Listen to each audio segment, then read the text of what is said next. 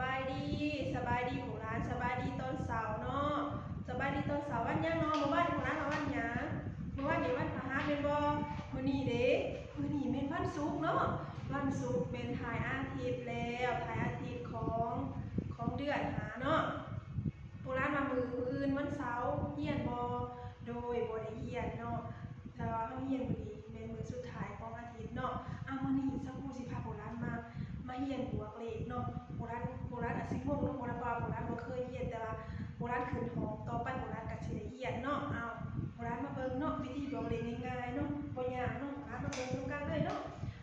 นี่โบราณมาสังเกตเบิ่งเนาะโบราณก็เลขหยังนี่เลขหยังนี่เลข2แม่นบ่อันนี้เด้อันนี้แม่นเลข1เนาะ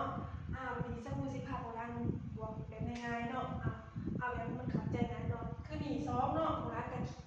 ขีด2นี่1 2แม่นบ่นี่2แล้วตัวนี้เด้ตัวนี้1โบราณก็ขีด1ขีด1แล้วมานับ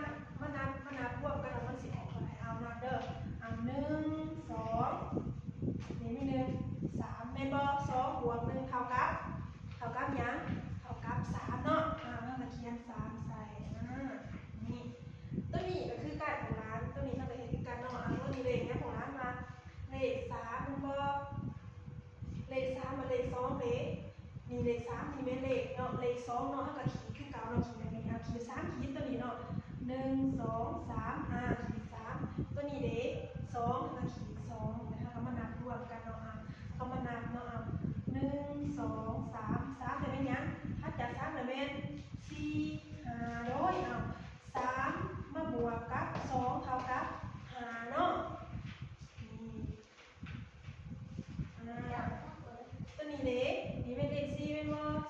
4นี่เลข3มันก็ขีดคือกับขีด4ขีดเด้อโบราณเลข4ขีด4ขีดเด้อ1 2 31 2 3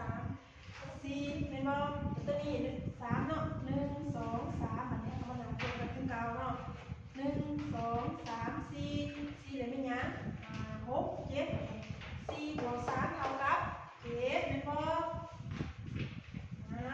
ตัวนี้เลขตัวนี้แม่นเลขยังไงเลข5อันนี้เลขอันนี้ก็เลข5แม่นบ่เฮามาสักขีด5เนาะ1 2 3 4 5อันนี้ก็เลข5กับขีด5คือเก่า1 2 3 4 5เนาะมานับรวมกัน1 2 3 4 5 6 7 8 9 10เนี่ย5บวก5เท่ากับ10เป็นบ่โดย10นี่10โบราณพอจืออยู่บ่หรือว่ามันบ่โปดบ่กษัตริย์ทำมาเฮ็ดใหม่อีกเดือนนึงเนาะเฮามาลองเฮ็ดใหม่อีกเดือนนึงให้ช้าๆเนาะ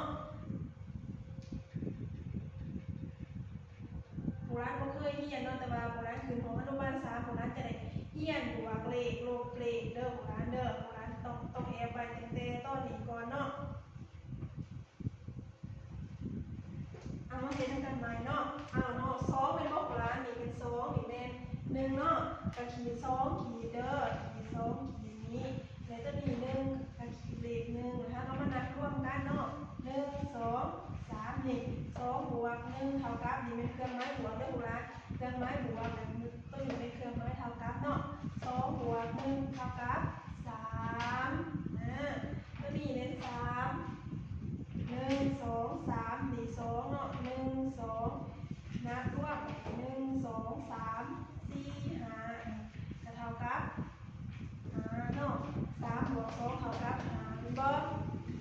ตัวนี้เลข4มันน่าจะขีด4ขีด1 2 3 4ตัวนี้เลข3ก็ขีดกับ4 3ขีด1 2 3มันนับ1 2 3 4 5 6 7เนาะ4บวก3เท่ากับ7เนาะตัวนี้บัดนี้1 2 3 4 5 1 2 3 4 5มานับ1 2 3 4 5 6 7 8 9 10เท่ากับ10เป็นบ่แม่โดยเนาะวิธีบวกเลขแบบง่ายๆเนาะโบราณเนาะคือโบราณสังเกตเบิ่งเนาะเลขทั้งนั้นมันเป็นเลขเนี่ยคันว่าเลข2คนละก็ขีด2ขีดเลข1คนละก็ขีด1ขีดแล้วจากนั้นคนละก็มานับรวมก็ออกเป็นตัวเลขเนาะโบราณสิคือพอเฮ็ดได้เนาะโดยมื้อนี้แม่สักผู้ภาคโบราณ